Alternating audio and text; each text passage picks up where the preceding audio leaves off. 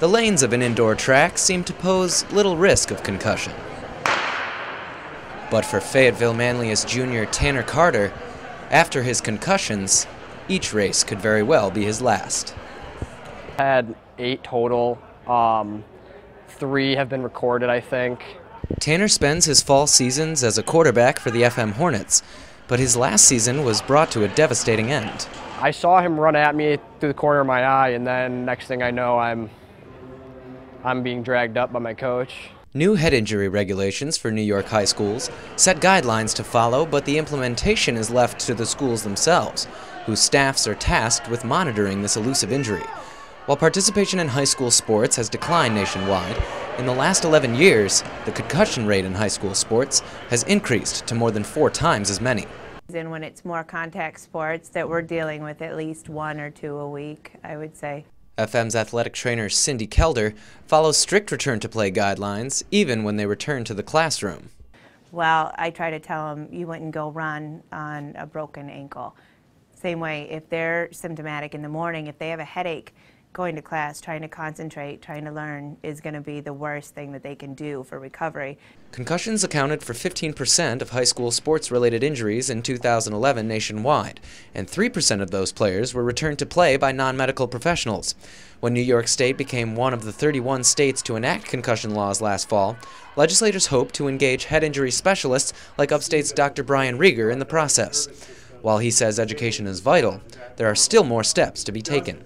We can do that all we want, but if we don't change the culture to understand that this is absolutely nothing you should play around with, then people are going to continue to downplay it, minimize it. Rieger believes the legislation makes positive strides towards treatment, but the nearly 2/3 of New York high schools without full-time trainers must follow this legislation without on-site medical expertise. I'm going to say, let's be realistic about what we can expect from those coaches. Should we expect that they should be able to catch everything? No, they're too busy. They got too many other things. They're trying to run the game. Liverpool High School was fortunate to have a trainer to deal with their 22 concussions last year, but Katie Tangway still faces the struggles of monitoring every sideline. It's very hard. You're bouncing from one place to another. Of course, it would be great to have another set of hands, but we do the best with what we have. While sports like football and hockey have their fair share of concussions, it's sports like basketball, soccer, and lacrosse that can render a surprising amount of concussions. And new medical research has actually shown that young girls are actually the most susceptible to head injury. Underestimating risk in all sports is dangerous, and as head women's basketball coach Mike Ollie says, the culture may be hard to change. It's really tough when you're dealing with kids that have a desire to be out there every second of the day. But it's having a professional nearby that helps bridge the gap. It takes a lot of the pressure off us as non-medical people having to make those decisions. Regardless of the sideline, trainers and doctors feel that the new regulations take positive strides in prevention, and most importantly, education. Talked to my parents, took a year off, and then came back to it this year. But for Tanner and others, the love of the game often cannot be tamed.